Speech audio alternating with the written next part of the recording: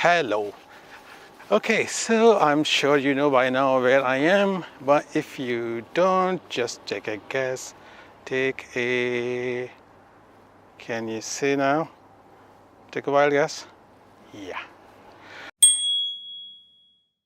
So I'll tell you a secret. And once you know this secret, you will never be the same again. And that is that we have some human impulses which are very common, very universal and undeniable. For example, if the church bell rings or if there is another clock that chimes or makes a noise of some kind to mark the hour, people are going to check their watches, their wristwatches, just an impulse. They don't care what time it is, even if they don't want to know the time, they will check the watch. Similarly, if somebody tells you they're going to watch a movie, your first impulse is to ask, what you gonna see? So I know you want to ask me that, so I will tell you now.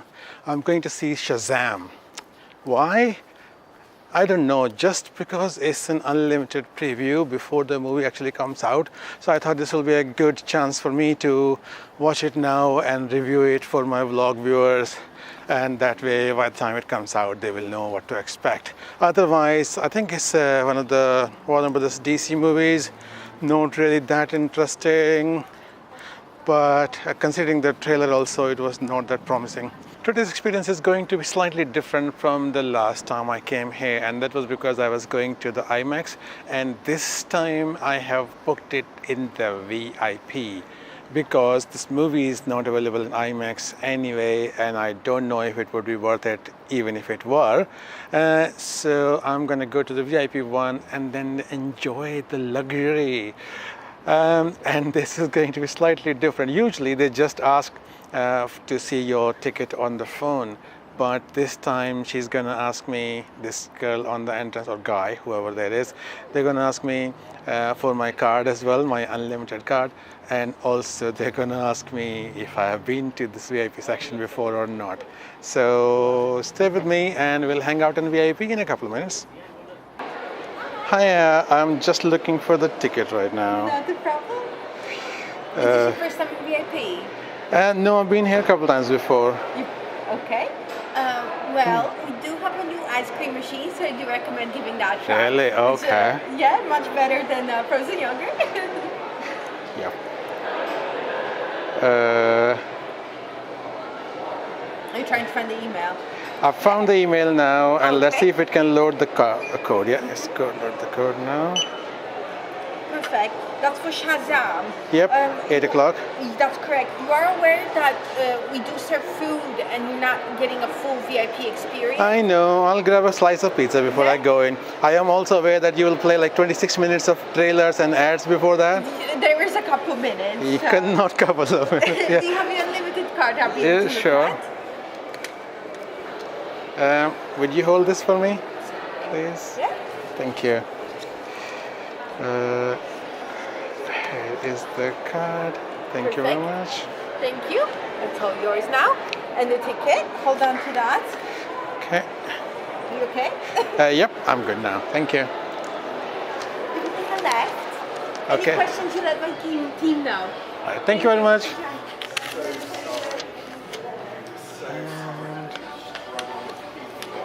It's already 8 o'clock and the movie is at 8 o'clock. That's why she was saying I'm not getting the full experience because there's no time to have much food.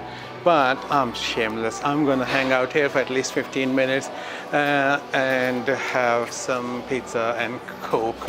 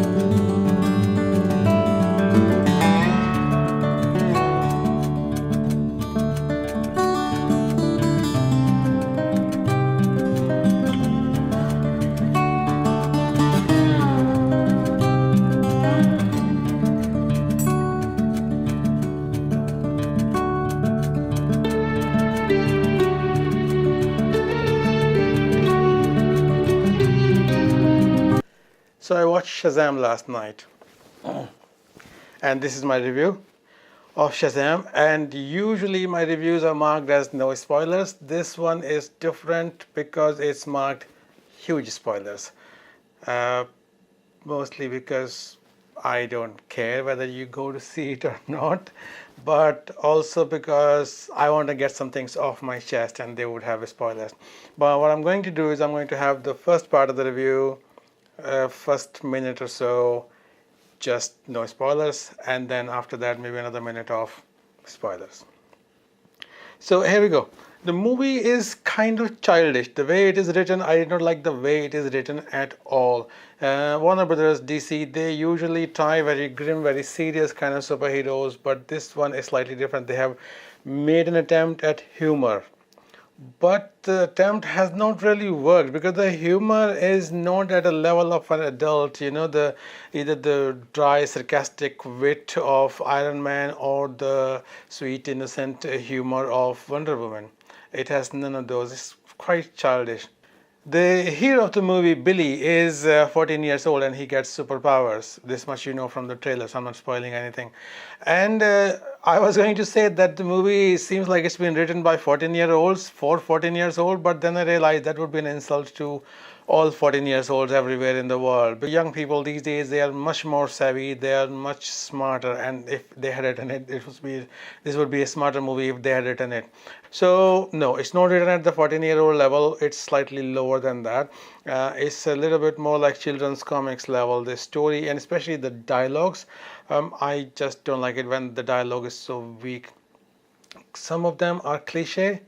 Well, most of them are cliche dialogues, and when you can predict the next line of dialogue, then it's not fun. And in this one, the performances are, well, they're divided. Some of them are really good, and some of them are, you roll your eyes at them. When I walked into the theater, I walked in like a couple of minutes after it had started, maybe a minute or so after it had started.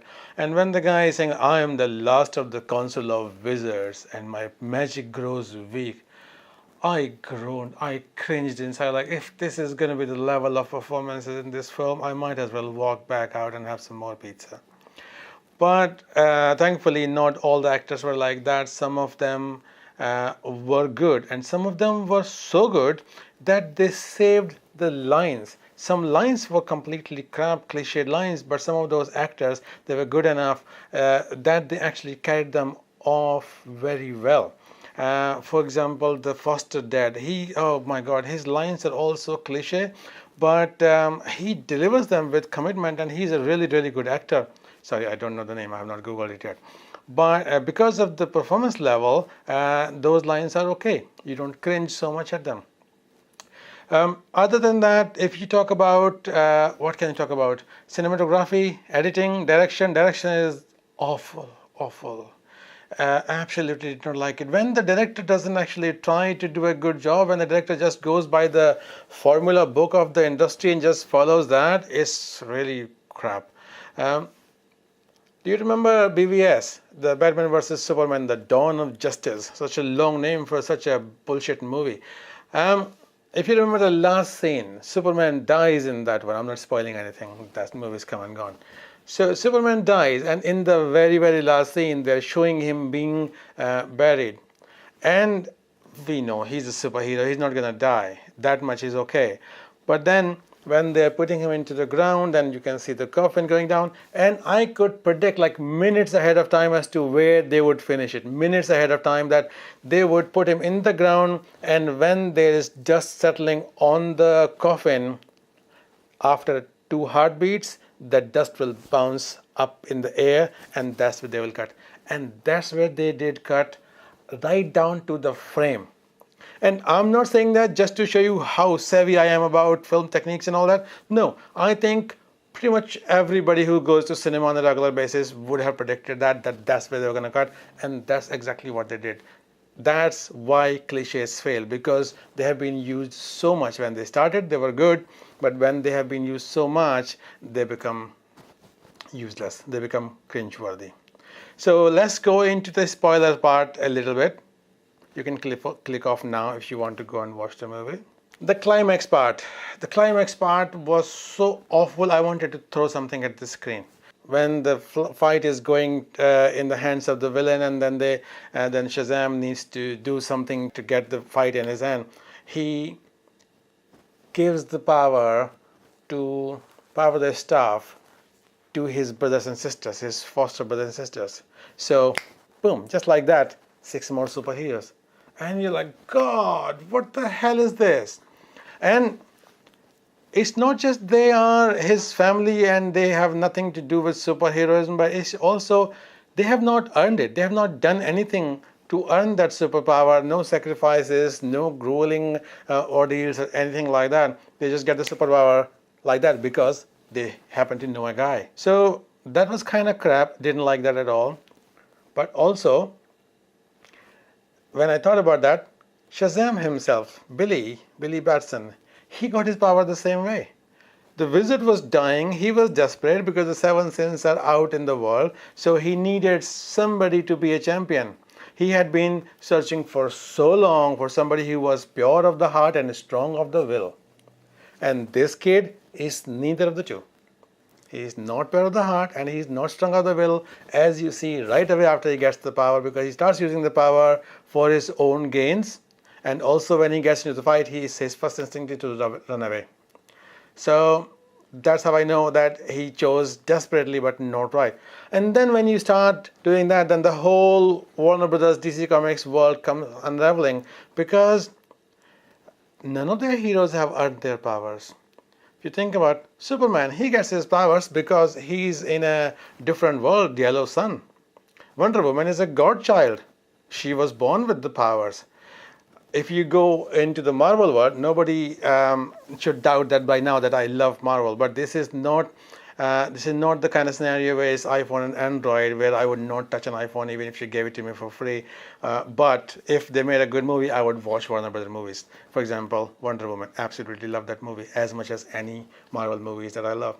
So Iron Man. Iron Man had an epiphany in the desert when there are missiles flying about him and he's just about to die. So that's a transformation for him. Inside, he becomes a changed man. And outside, he gets injured, gets kidnapped, then he works himself out of that captivity and he builds the suit and he builds more suits and all that. So he earns that, he gets the ridicule, and he goes through lots of ordeals in order to become Iron Man. Spider-Man gets bitten by the spider, then gets the power. He goes through that physical ordeal, then he goes through the mental ordeal when he loses his uncle, and then he slowly grows into the role and becomes a good guy.